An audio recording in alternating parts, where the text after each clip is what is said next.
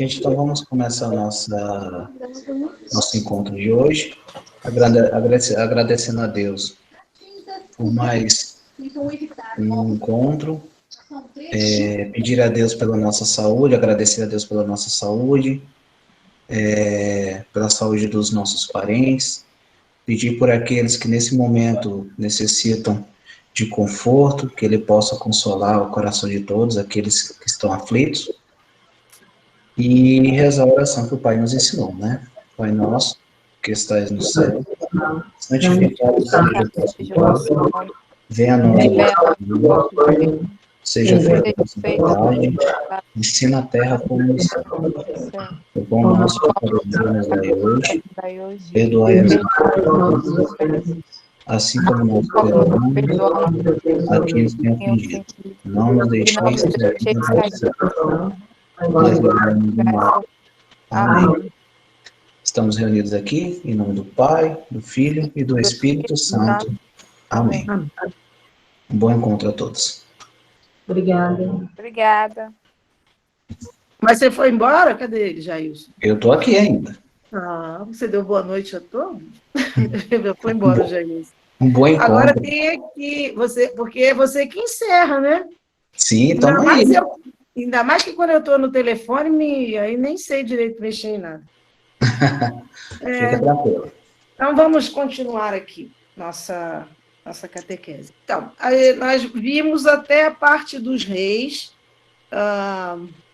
e aí eu disse para vocês que no reinado de Davi, ele unificou todas as tribos, e já no de Salomão, que é filho de Davi, as tribos se separam, que Salomão é o considerado o rei mais inteligente de todos, mas ele teve várias mulheres, e as mulheres não eram israelitas, né? Então ele acabou indo para outras religiões, como diz a Bíblia, ela tem esta maneira de dizer, fazer o culto dos ídolos.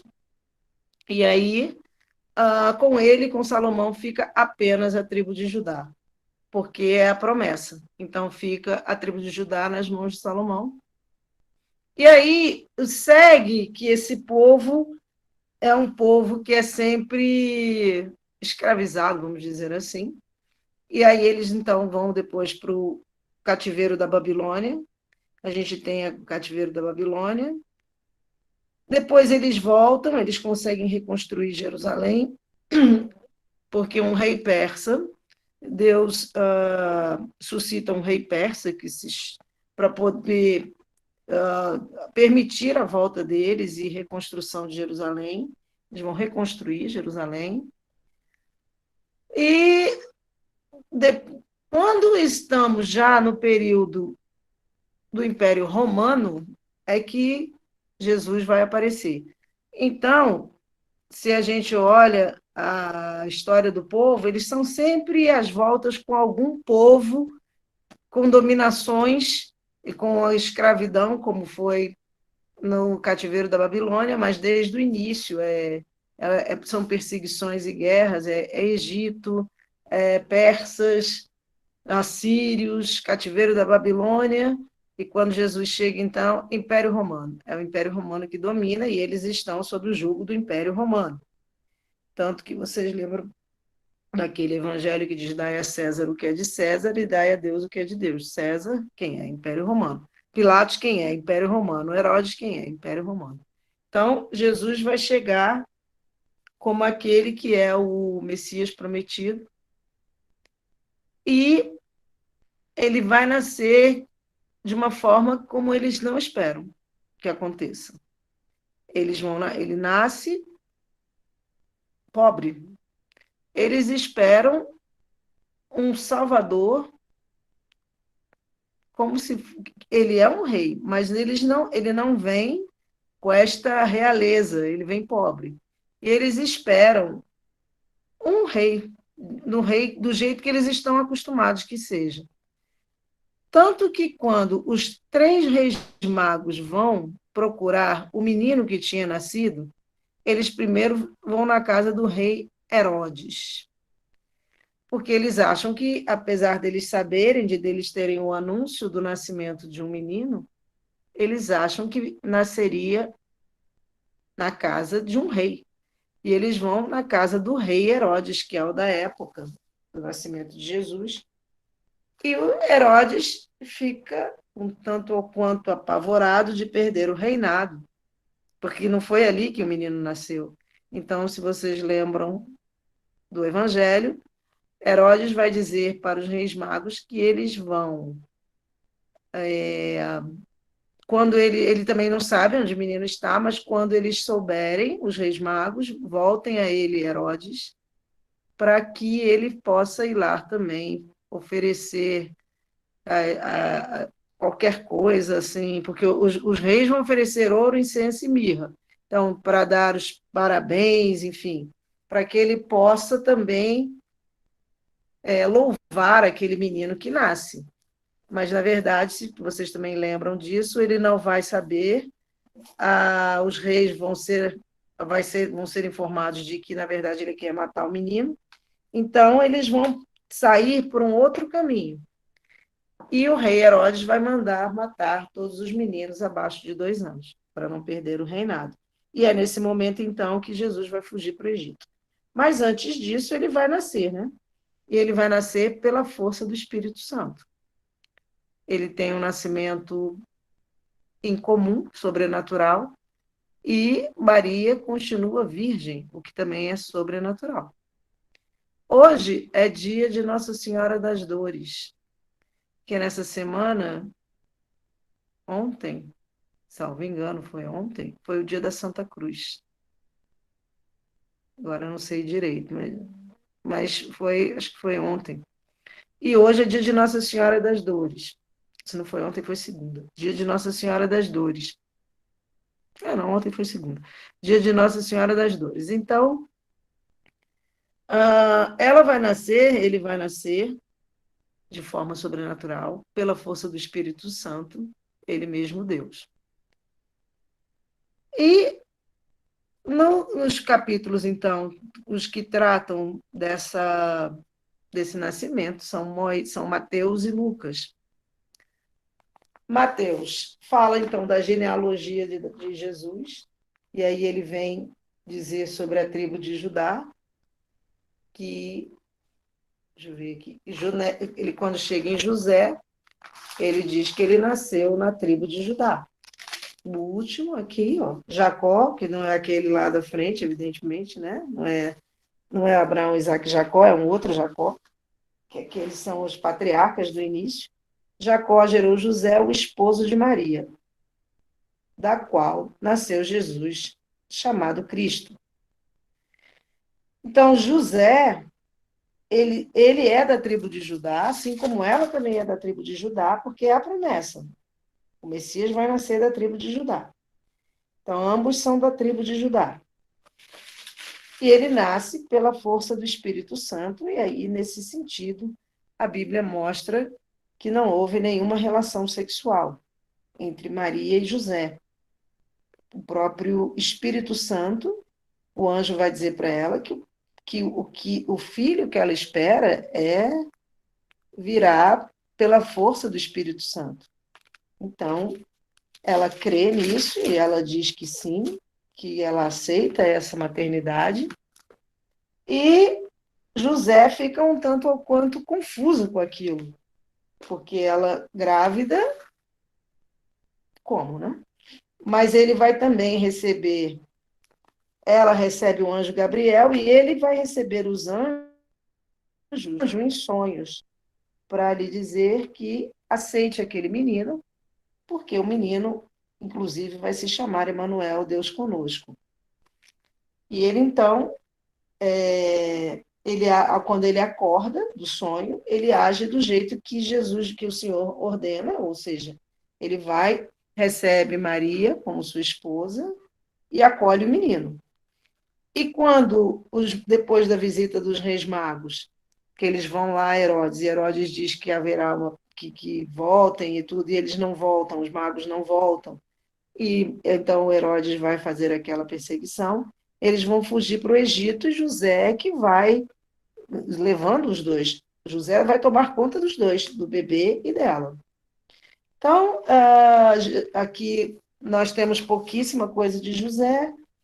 A gente sabe que ele morre antes dela, até porque se não fosse assim, na morte de Jesus, tem duas coisas que a morte de Jesus nos coloca em evidência para nós.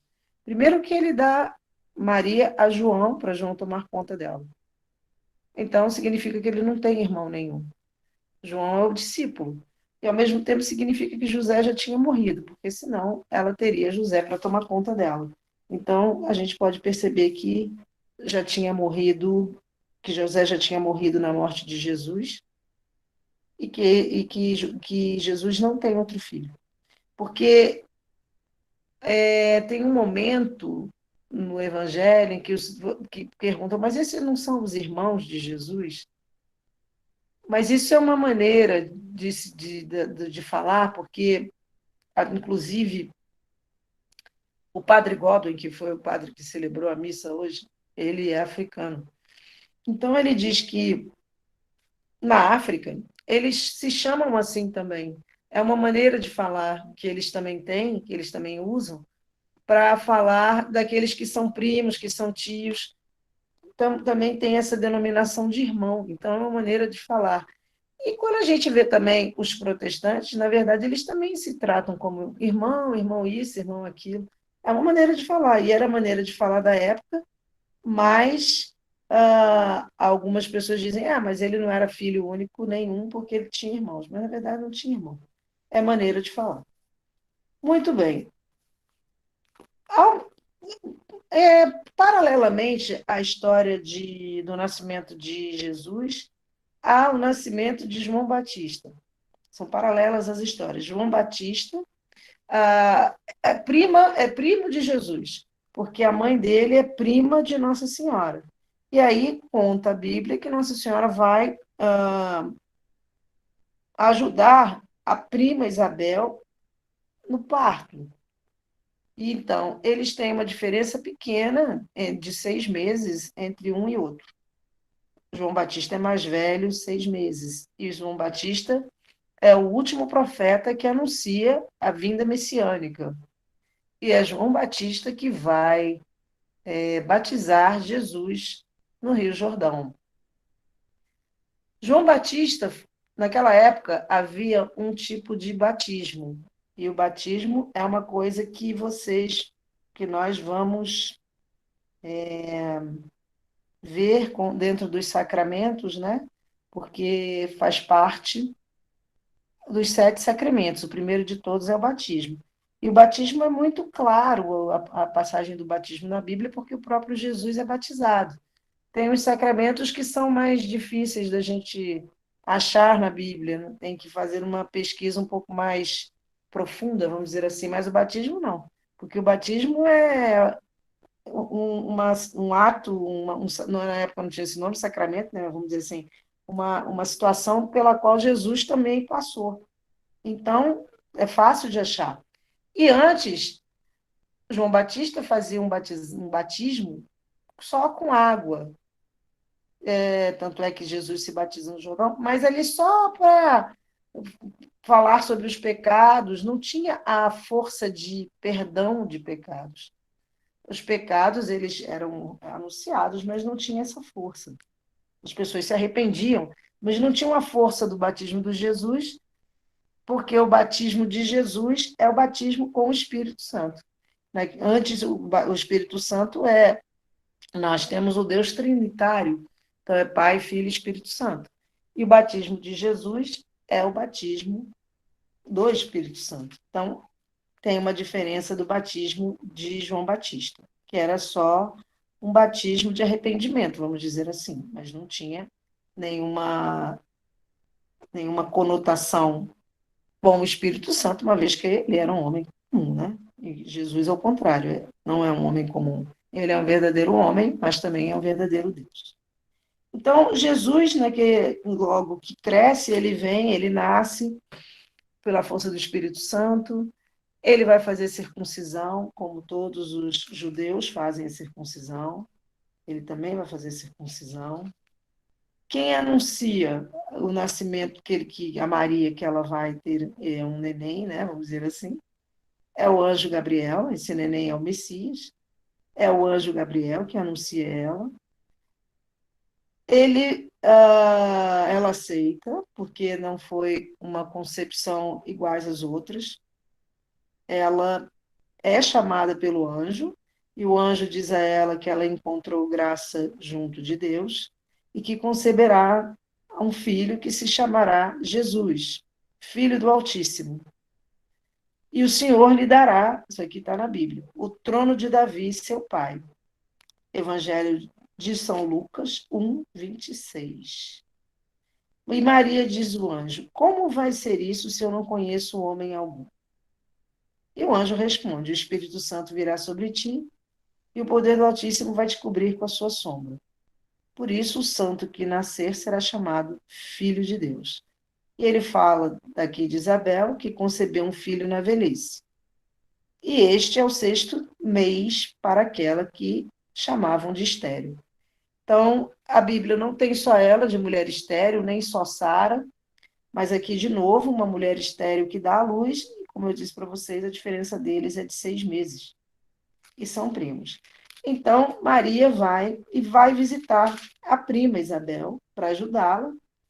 E aí, o menino, que é João Batista, já vendo, porque Maria também está grávida, mas ele percebe, tanto que ele pula no ventre da mãe dele, Isabel, que ela diz: de onde me vem que a mãe do meu Senhor me visite? Pois quando tua saudação chegou aos meus ouvidos, a criança estremeceu de alegria em meu ventre. Então, também João Batista vai fazer a circuncisão, ambos fazem, todos dois são judeus, e eles fazem a circuncisão. E naquela época, teve um censo, um recenseamento. Por isso que ele vai nascer em Belém.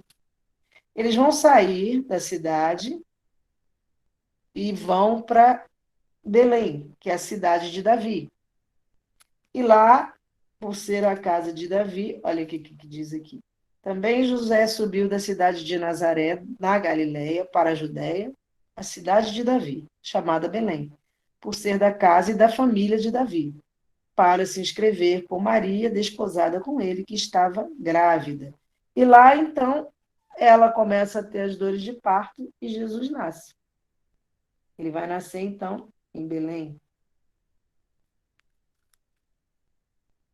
E aí, olha o que diz aqui. Vamos já a Belém e vejamos o que aconteceu e o que o Senhor nos deu a conhecer.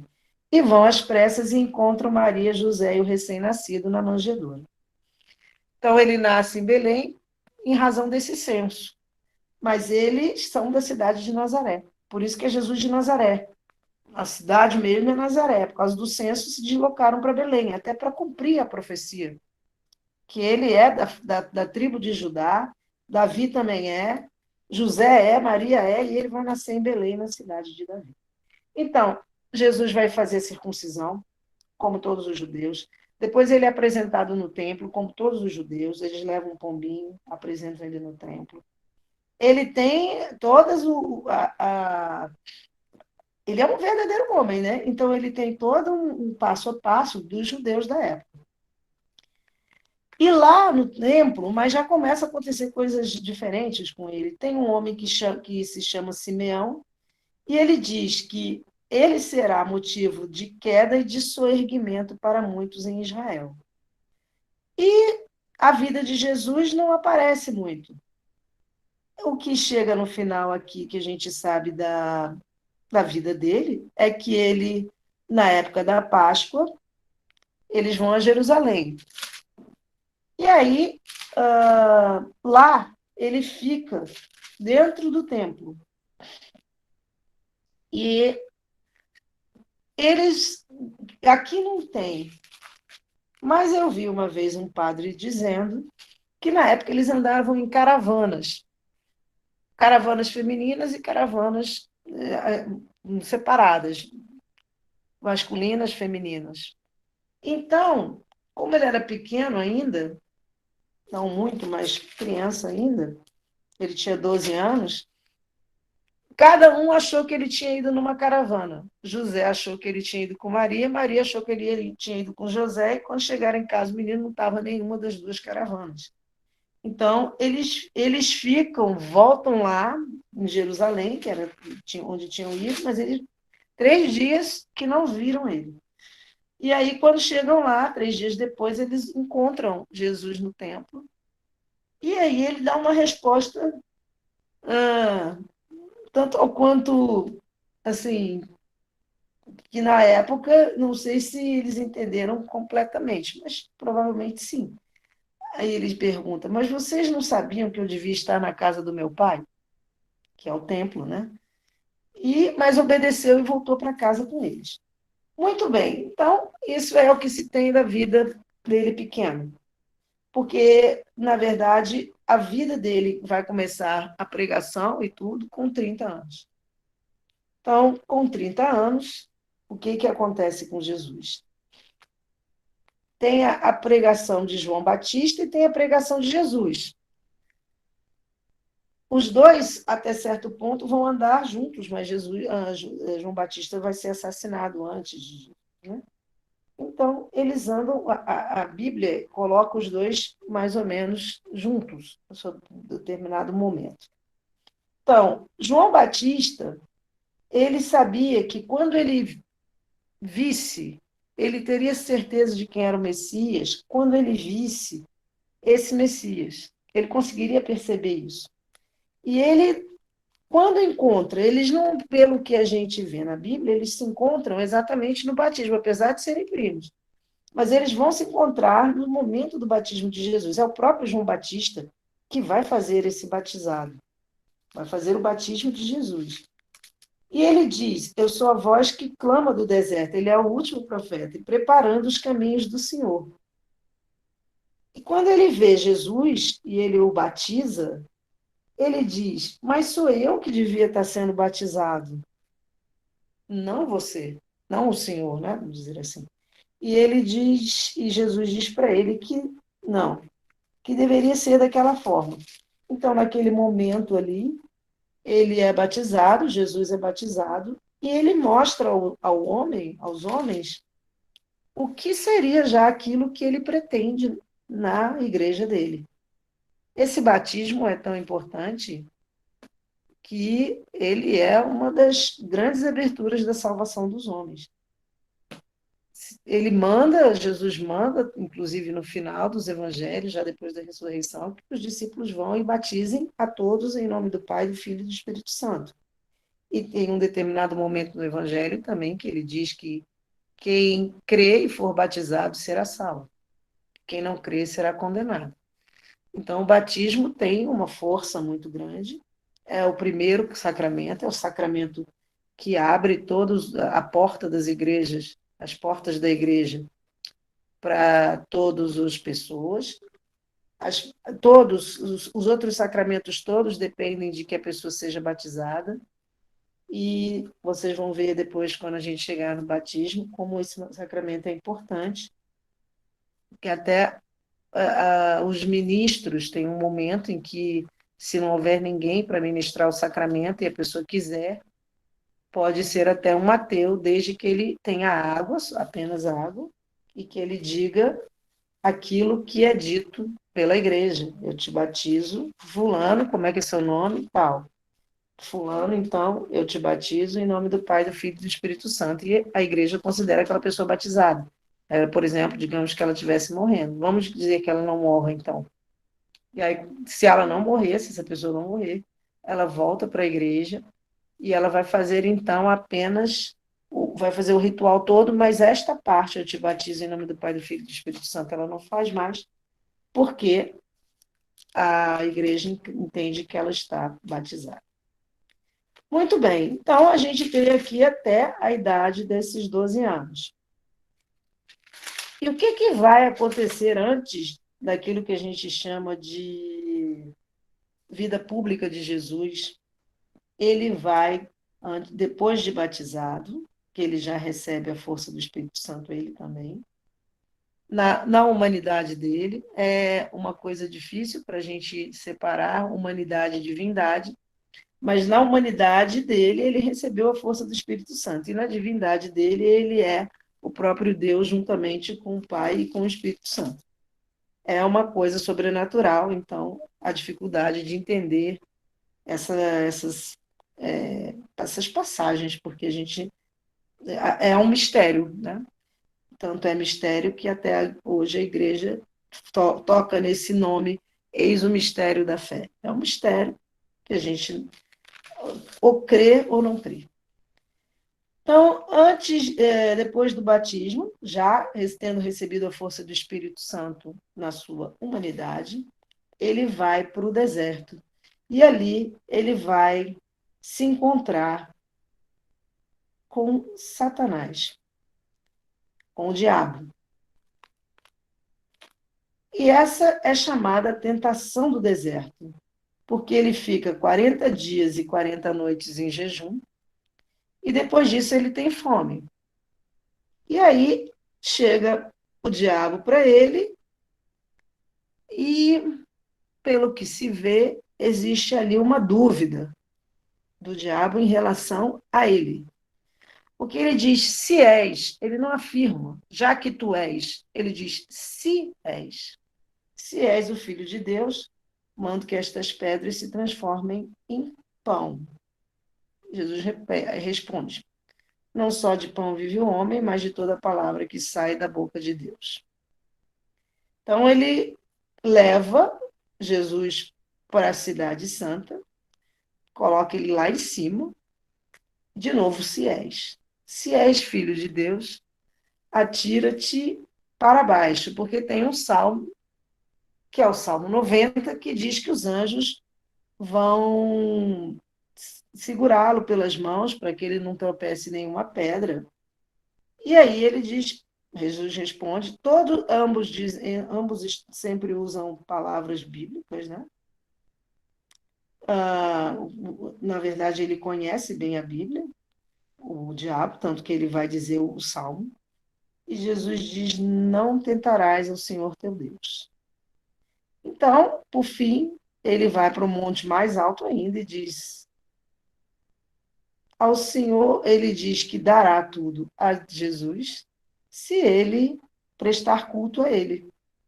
Mas ele diz, Jesus responde: ao Senhor teu Deus adorará, só ao Senhor teu Deus, e a ele prestarás culto, só a Deus. Então ele vai embora e os anjos se aproximam e servem a Jesus, a Deus.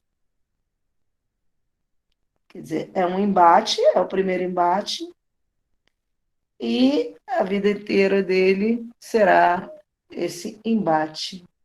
E essa também é a vida da igreja. A vida da igreja é a vida em que há o embate dentro da própria igreja entre o joio e o trigo. Essa é a luta de Jesus e continua sendo a nossa luta também. É uma luta que nos pertence como cristãos. Muito bem. Ele vai então retornar à Galileia e aí ele vai começar a vida pública dele.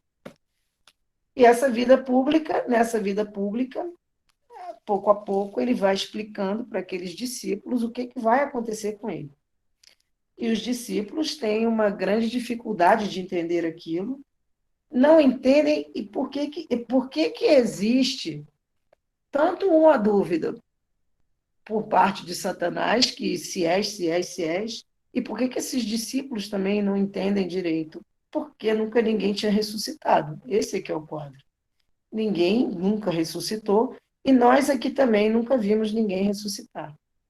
Então, a ressurreição, ela é uma questão de fé. Ou eu acredito ou eu não acredito, porque ninguém viu, nem mesmo eles viram. A ressurreição de Jesus não foi vista por ninguém. Mas depois ele aparece para os discípulos. Então, tudo que eles temiam, tudo que eles duvidavam, não entendiam direito, ficou claro para eles na ressurreição. Até porque eles, judeus, esperam a ressurreição. Existe uma passagem em Macabeus, em que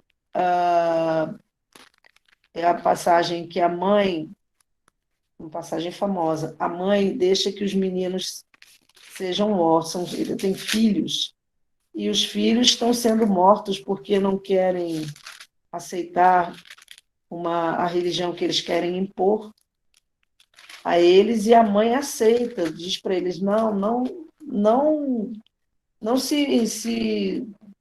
como é que se diz? Não sigam essa religião diferente daquilo que vocês já conhecem.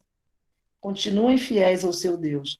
E aí ela diz, porque nós acreditamos na ressurreição. Ali já tem, então, a visão da ressurreição. Mas entre acreditar na ressurreição e ter visto alguém ressuscitado, tem uma diferença. A gente também, quem acredita na ressurreição, dos cristãos que acreditam na ressurreição, também nunca viram ninguém ressuscitar. Então, era isso que fazia uma coisa confusa. E também, se era Deus, a dificuldade de entender como é que Deus poderia morrer, né? Naquela forma tão violenta. Então, para eles era uma coisa confusa. E por isso que vai haver a transfiguração, Jesus vai aparecer na transfiguração, para que eles entendam, mas mesmo assim eles não entenderam direito. Na transfiguração, existe uma passagem bíblica, que é a transfiguração, que eles veem Jesus, ali está Pedro, Tiago, João, eles veem Jesus de uma forma totalmente sobrenatural. E eles ficam tocados com aquilo. Querem, inclusive, ali aparece Jesus, Elias e Moisés e Elias, e aí eles querem inclusive, construir uma tenda para que fiquem ali. Tal era a emoção do momento, mas eles não entendem. Eles, depois que aquilo passa, eles não entendem que aquilo ali seria já a, a, a mostra, vamos dizer assim, do que é o corpo glorioso de Jesus. Eles não entenderam. Então, eles vão ficar vivendo e seguindo Jesus, mas na hora mesmo em que há a morte de Jesus, o único que estava ao pé da cruz era João e Maria e as moças e as mulheres. Os outros tinham fugido. Aqui, ó, na transfiguração. 6 dias depois, Jesus tomou Pedro, Tiago e seu irmão João e os levou para um lugar à parte sobre uma alta montanha. E ali foi transfigurado diante deles. Seu rosto resplandeceu como o sol e as suas vestes tornaram-se alvas como a luz. E eis que lhes apareceram Moisés e Elias conversando com ele. Quer dizer, toda uma situação, Moisés e Elias já tinham morrido. E o que eles estavam vendo ali? Eles estavam vendo aquilo que seria o depois, mas eles não entenderam. Quando passou a situação, eles não entenderam. Então, Pedro, tomando a palavra, disse a Jesus: Senhor, é bom estarmos aqui. Se queres, levantarei aqui 3 tendas, uma para ti, outra para Moisés e outra para Elias. E aí, quando falava, uma nuvem luminosa os cobriu com sua sombra e uma voz que saía da nuvem disse: Este é meu filho amado, em quem me comprazo, ouvi-o. Essa mesma voz foi ouvida no batismo de Jesus. É a voz de Deus. Os discípulos, ouvindo a voz, muito assustados, caíram com o rosto no chão. Jesus chegou perto deles e, tocando-os, disse: Levantai-vos e não tenhais medo. Erguendo os olhos, não viram ninguém. Jesus estava sozinho. Então, nessa passagem, já era para mostrar para eles como seria, mas eles realmente não entenderam, tanto que fugiram. E, inclusive, Pedro, que estava aqui nesse momento, Pedro, Tiago e João, ele vai negar Jesus. Ele vai negar que conhece Jesus. Tal é o medo do que poderia acontecer. Mas depois o arrependimento de Pedro é profundo. O arrependimento que fez, então, com que ele fosse perdoado, e não só perdoado, como ele é uma das pilastras um dos sustentáculos da igreja. Sobre essa pedra construirei, tu és Pedro, diz o Evangelho, e sobre esta pedra construirei a minha igreja e as forças do inferno não prevalecerão contra ela, quer dizer, não vão conseguir derrubá-la. Junto com Paulo, Pedro é são os dois pilares da igreja, Pedro e Paulo.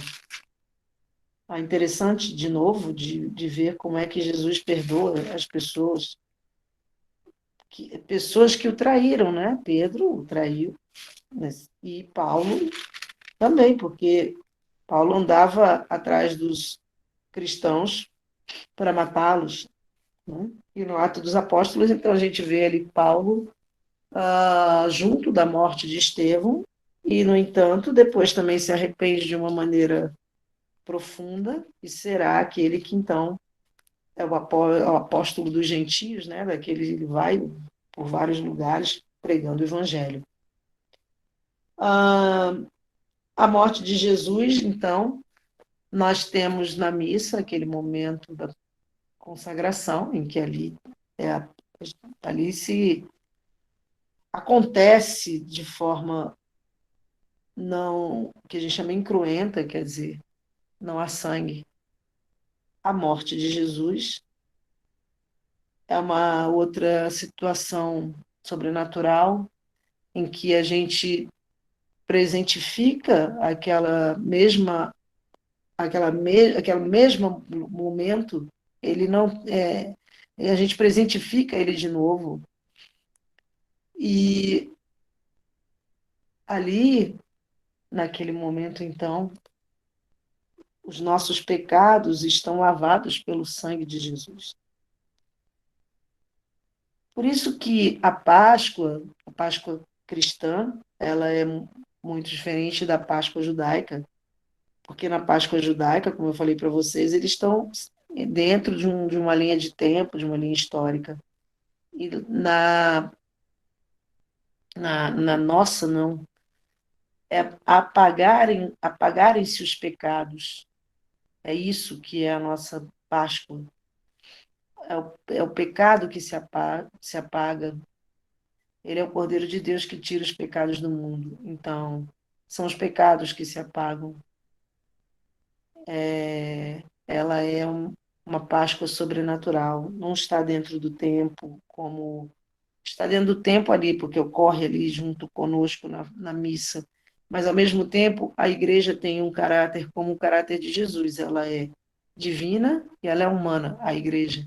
E nós ali, naquele momento da missa, nos juntamos. Ali existe a comunhão dos santos. Nós nos juntamos com eles naquele momento, que também é uma coisa sobrenatural.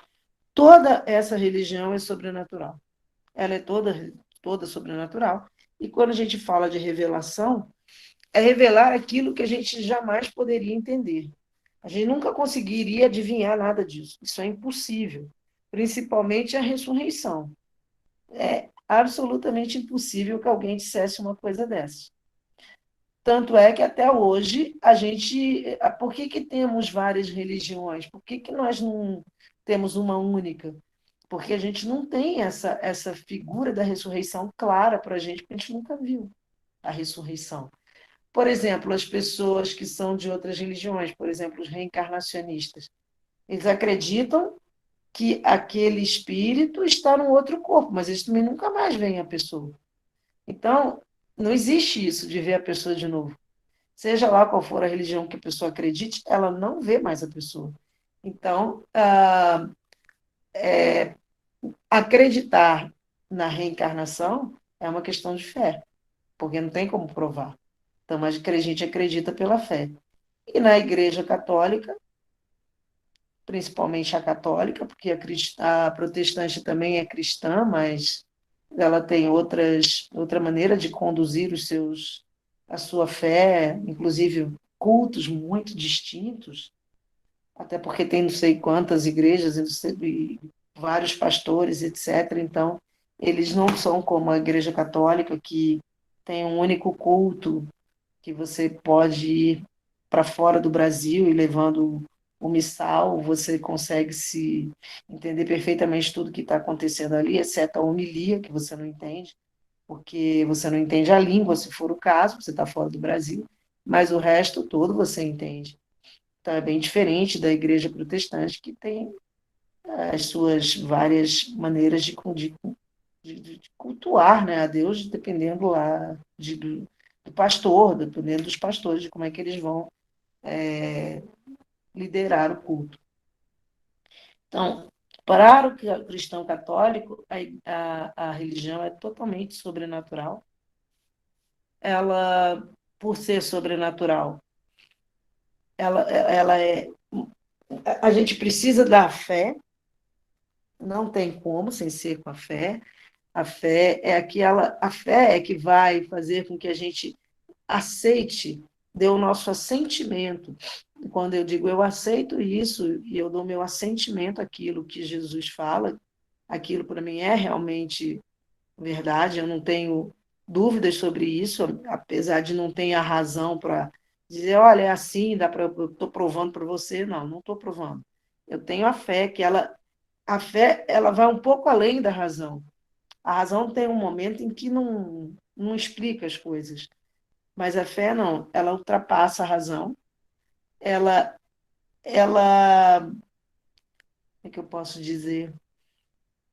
Ela ilumina a razão até certo ponto, e elas são as duas formas da gente chegar a Deus, tanto pelo nosso raciocínio quanto pela nossa fé. Porque o nosso raciocínio nos ajuda muito a que a gente tenha fé. Por exemplo, quando a gente vê as coisas super bonitas que existem, as plantas, os animais, o mar, as montanhas, o céu de Brasília, que todo mundo acha tão bonito. Mas como é que pode sair uma coisa bonita se o autor não for bonito? Quem fez tem que ser bonito, não pode ser de outra forma. Quem fez tem que ser bonito, porque não poderia ter ideias bonitas ou uma criação bonita se o próprio autor da criação não fosse bonito. Então, isso é a razão funcionando, né? Eu estou raciocinando que o autor disso, que tudo que está aqui, que não sou eu sei muito bem que não fui eu que fiz, eu sei também muito bem que não fui eu que me fiz, que eu sei como é que eu nasci, todo mundo sabe como é que nasceu, e a gente sabe que não fomos nós que nos demos vida, nós não nos fizemos, mas ao mesmo tempo também que se a gente for andando de forma, dando marcha ré nos nossos pensamentos, a gente vai chegar fatalmente ao primeiro homem e à primeira mulher. Não tem outra saída. Quem foi o primeiro homem, quem foi a primeira mulher.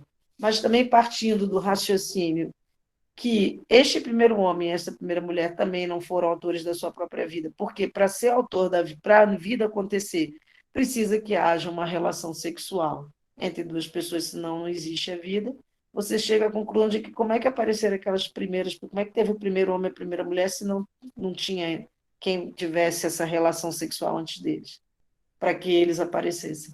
Então é necessário que tenham sido criados por alguém. Isso é raciocínio, isso não é fé. Então, a fé, o raciocínio nos ajuda a entender também. De fato, como é que eles apareceram? Alguém tem que ter colocado eles ali.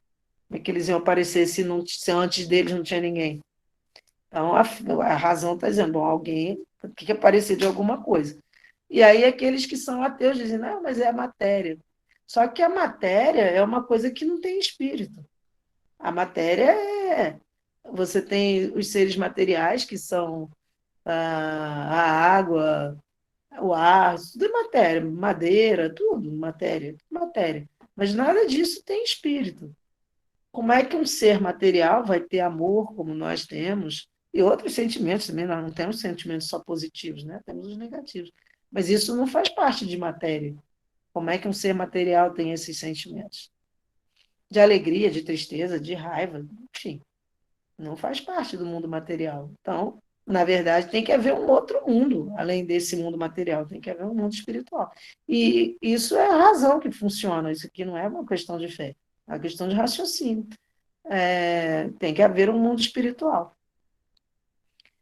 E outra observação que a gente faz também quando a gente pensa nos seres humanos é que eles têm uma busca pelo bem. Mesmo que eles vão na direção errada, a gente está observando alguém e a pessoa está fazendo alguma coisa errada, mas a pessoa sempre, a própria pessoa, ela acha que daquilo ali vai sair uma coisa boa. Mesmo que ela esteja indo por caminhos muito tortuosos, mas ela tem a impressão dentro dela que aquilo é o melhor que pode fazer naquele momento. Então, se o homem sempre se dirige para o bem, é porque a coisa mais importante para todos os homens é o bem. Então, o bem é o que há de mais importante para tudo. E se é o bem, que é o que há de mais importante, então, pela minha própria razão, eu vou eleger o bem, ainda não falei de Deus, mas eu elejo, então, o bem como realmente a coisa mais importante de todos os homens, até mesmo daqueles que roubam, aqueles que fazem qualquer coisa errada. Eles acham que estão fazendo uma coisa que é a melhor coisa que eles podem fazer naquele momento. É o bem, eles estão indo para o bem. Ninguém vai numa direção que seja para contra si mesmo, mesmo que pareça isso. Mas quando a gente vai nos psicólogos, e eles dizem o seguinte, como é que eles falam? Tem um termo que eles falam, eles estão tendo alguma coisa, alguma vantagem nisso. Não tirando vantagem, mas tendo alguma vantagem. Tem alguma coisa que, por mais esquisita que seja, existe ali alguma coisa que ela ainda acha que é boa. Por exemplo, quando a gente tem casos de mulheres que são espancadas, etc. E por que você não larga esse marido? Às vezes as pessoas falam para ela e ela não consegue sair. E não, às vezes não é porque está sendo perseguida, é porque dentro daquele núcleo ela ainda acha que ali tem alguma coisa que vale a pena ficar. Então, é sempre alguma coisa do bem. O bem é a nossa direção, a nossa meta. A gente sempre se dirige para o bem, independentemente do que é o bem. Às vezes, como digo isso para vocês, a gente está vendo a coisa errada. Por exemplo, um ladrão que às vezes, vai matar os outros por causa de um tênis, fazem esse tipo de coisa, né? Mas é porque na cabeça dele, ele primeiro que quer aquele tal daquele tênis, é bom para ele aquilo, eu quero aquilo ali, vai me fazer bem. E ele, como já não tem, o raciocínio não funciona direito, ele acha que não tem problema nenhum matar a pessoa, porque aquele bem ali ele vai conseguir. Então, nós nos direcionamos para o bem. Aristóteles dizia que o homem sempre se dirige para a felicidade.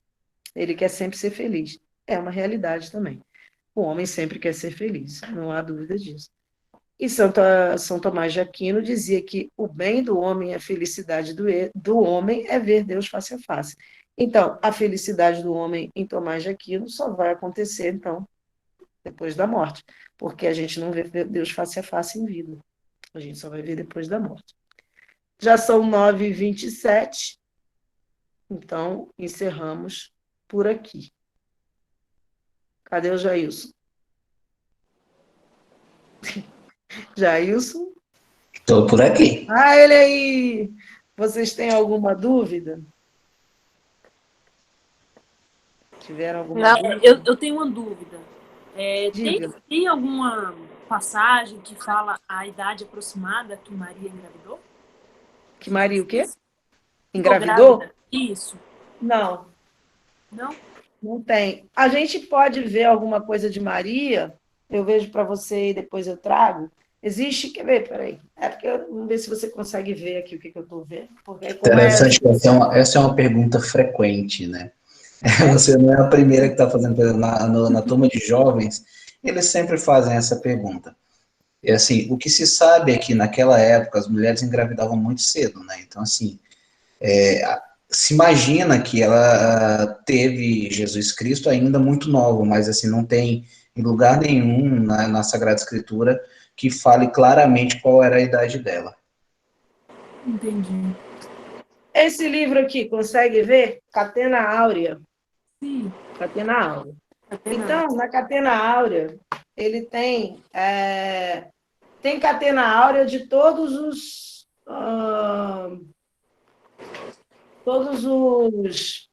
oh meu Deus, os evangelistas. Esse aqui é o de Mateus. Ele tem quantas páginas? 900 páginas, só do Evangelho de Mateus. E esse aqui está em português. Mas eu tenho as outras catenas áureas. Então, eu vou procurar nas catenas áureas, não te digo que eu vou fazer isso, porque não estão nem em português, né? Em português só tem esse aqui. Mas eu tenho todas elas. Eu tenho, porque na Amazon, a Amazon, você tem o Kindle, né? Aquele Kindle. Então, no Kindle, você tem o Kindle, que é R$ 1 e pouquinho, da Catena Áurea, em espanhol, que não é difícil a gente entender. Tem em inglês, que quem souber ler, que é baratinho também. E eu tenho livrozinhos em italiano. Boa noite, Wagner. Boa noite, Wagner. Então, aqui nessa Catena Áurea, eu já estava lendo as questões de Nossa Senhora, porque eu ia tirar para vocês mesmo. Mas não fala exatamente da idade, mas fala muita coisa sobre Nossa Senhora. Então, eu vou, pelo menos essa de São Mateus, eu vou na semana que vem e digo para vocês o que tem aqui, nessa Catena Áurea. O problema é que eu estou enroladíssima. Eu trabalho lá na Faculdade de Teologia, e eu estou enrolada porque a gente tem que fazer uma atividade, vou te explicar, uma atividade que se chama reconhecimento de um curso. O que significa isso? Você tem que mostrar para o MEC que esse curso, que é o de filosofia, que lá tem filosofia, porque o Dom Sérgio, que foi bispo aqui, ele quis que os meninos do seminário tivessem um diploma. E aí ele fez como é que eu vou dizer, essa união junto com a Faculdade de Teologia, e eles, então, cursam filosofia com a faculdade. E agora está na época, até 30 de setembro, da gente mandar para o MEC toda vamos dizer assim, a programação, porque não tem esse nome, mas estou dando um nome mais fácil, que a gente tem no curso inteiro de teologia, para que o MEC depois venha, reconheça e diga: vocês estão aptos a continuar a dar esse curso, e só depois disso que a gente pode dar diploma. E sou eu que faço isso. Então, com a pandemia, virou uma coisa, uma bagunceira, que a gente tem que fazer adendos nos documentos todos para mostrar que a gente continua dando aula, que a aula é remota, e tudo por escrito. Então, até o dia 30, eu estou enrolada com essas histórias. Mas eu vou procurar as outras catenas, as áureas que temos, e aí eu vou fazer todo apanhado, que é só o início, né? Você está me perguntando do início. Então, eu vou fazer todo o apanhado e ponho... Eu podia ter um e-mail, né? Para não mandar só pelo Zap, mas eu posso tirar uma foto e botar no Zap também. Teve uma pergunta também aí da Tassiane, né? Se Maria teve mais filhos, né? Não. Você pode responder? Posso sim. Olha que eu não vejo nada nesse celular, pergunta de coisa nenhuma, nem de ninguém, não vejo nada. Horrível. Ela não teve mais filhos, ele é o único filho. Ele é o filho unigênito, que a gente chama, o único filho, e ele nasce de uma forma, como eu disse para vocês, sobrenatural. Ele nasce pela força do Espírito Santo. E aí, o que eu tinha dito? Ali, eles chamam, tem uma passagem que ele fala: sua mãe e seus irmãos estão aqui. Tem uma passagem: suas mães e seus irmãos estão aqui. Aí até que ele fala: quem é minha mãe e meus irmãos, senão aqueles que seguem a vontade de Deus. Uma passagem do Evangelho. Mas ali são chamados de irmãos, porque era uma maneira, na época, de fazer deles dizerem, na tribo, Israel fala dessa forma. Aí eu falei para vocês, então, que o padre Godwin, que é o padre, não sei se vocês conhecem, ele é africano, ele diz que lá também, na tribo dele, pelo menos, eles também se chamam de irmãos, mesmo sendo primos. É uma maneira deles falarem que não tem nada a ver com ser irmão de sangue. Pode ser primo. E aí, por exemplo, também que eu disse para vocês antes, que os protestantes se chamam de irmãos. Eles não chamam irmão, irmão, irmão, e eles não são irmãos. Então, é uma maneira de falar. Jesus é o único filho de Maria, Maria é sempre virgem, que é o dogma da igreja, né? Hoje em dia, já falei para vocês de Nossa Senhora das Dores, o que é um dogma? É uma verdade que você não vai discuti-la. Você aceita ou não aceita, mas não discute. É uma verdade que não se discute na igreja. É sempre virgem, é sempre virgem. Como é que nasceu? Não sei. Por quê? Porque todas as pessoas, as mulheres Quando tem o parto, elas, você tem que partir do princípio que ela não fez, que ela não teve, mesmo que ela não fez cesariana, né? Naquela época não tinha cesariana. Ela nasceu de parto normal. Agora, como é? Sobrenatural, então não sei explicar. Mas o fato é que ela é sempre virgem. E toda mulher que tem parto normal deixa de ser virgem. Mas ela é sempre virgem. As mulheres, inclusive, elas só continuam virgens mesmo se elas tiverem uma coisa que se chama ímen complacente. Mas é muito raro uma mulher ter ímen complacente. Então, ela tem as relações, mas o ímen não é rompido. Mas quando tem o filho, não tem jeito. A cabeça da criança rompe o ímen. Inclusive, normalmente, no parto comum, no parto natural, você tem que depois dar uns pontinhos, né? Porque é muito grande. Então, é dogma que ela é sempre virgem. Isso é dogma mariano. Ela é virgem antes, durante e depois do parto. Antes, durante, quer dizer, na hora do parto é virgem, depois do parto é virgem. É dogma mariano. Não se discute. Então, não se discute. Você acredita ou não acredita? Esta religião é o seguinte, ou você acredita ou você não acredita. É muito indiscutível porque a revelação é sobrenatural. Então, ou você acredita ou você não acredita. O que faço eu? Eu transmito para vocês aquilo que eu realmente acredito. Mas eu uso muito a Bíblia para não ser uma coisa porque eu acredito. É porque está escrito. É dessa forma que está escrito. Não sou eu que estou... não, está escrito. É assim que está escrito. Embora eu acredite, né? Mas uso nesse sentido. Mesmo quando faço com os meninos, uso muito livros. Porque às vezes fica parecendo que é você que está falando. Não, é assim que está mesmo. Isso mesmo. Obrigada. Nada. Vamos lá. Para mudar um pouco, né? Só eu faço as orações finais. Da última vez, acho que foi a Loiane que fez com o marido dela. Então, Luciano e a sua esposa, vocês podem fazer a oração final para a gente? Sim, sim. Que bom, fico feliz. Agradecer mais esse encontro, que traz esse conhecimento para a gente do caminho que foi todo da Bíblia, do caminho da Igreja Católica, do caminho da igreja que nós seguimos. Agradecer todo esse conhecimento, que é importante para quem quer seguir esse caminho, o caminho de Cristo, o caminho de Deus, que é o caminho da igreja, entendeu? Amém. Então, agradecer e convidar todos para a oração que é universal, que Deus nos ensinou, né? Que é Pai nosso que está no céu, santificado seja o vosso nome, venha a nós o vosso reino, seja feita a vossa vontade, assim na terra como nos céus. O pão nosso de cada dia nos dai hoje, perdoai as nossas ofensas, assim como nós perdoamos a quem nos tem ofendido. E não nos deixeis cair em mal. Amém. Amém. Também uma Ave Maria, onde o assunto foi falando muito de Maria, então uma oração para a nossa mãezinha querida. Ave Maria, cheia de graça, o Senhor é convosco.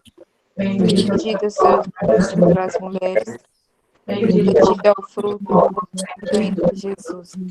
Santa Maria, Mãe de Deus, rogai por nós pecadores, agora e na hora da nossa morte. Amém. Amém. Estivemos reunidos aqui em nome do Pai, do Filho e do Espírito Santo. Amém. Eu vou aproveitar para deixar um convite aqui para vocês.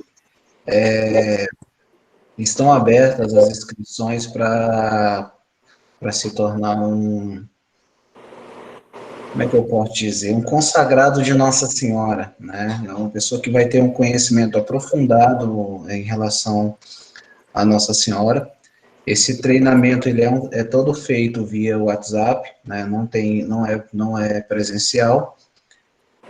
Estamos abrindo uma turma agora para a consagração a Nossa Senhora em dezembro, Se algum de vocês tiverem interesse, eu passo para vocês o link do WhatsApp. Como eu falei, é bem tranquilo. A única coisa que vocês vão ter que fazer é ler um pequeno livrinho,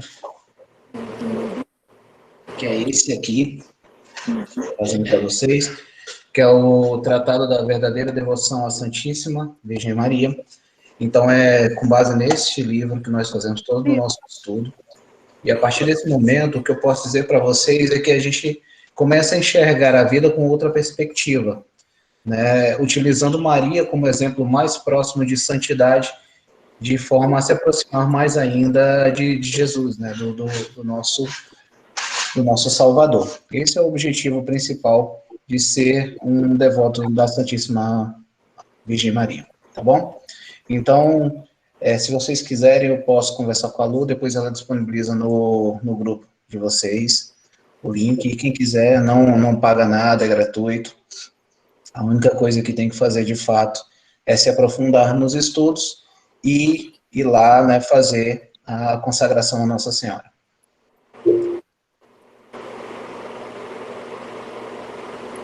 Llorentes, quer falar alguma coisa?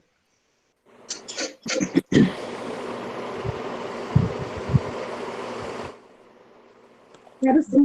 Oi. Quero só dar uma boa semana para vocês, né? Paz, saúde, que Nossa Senhora interceda por cada um e cada um de vocês aí durante toda a semana, e na próxima semana nos encontraremos, se Deus quiser.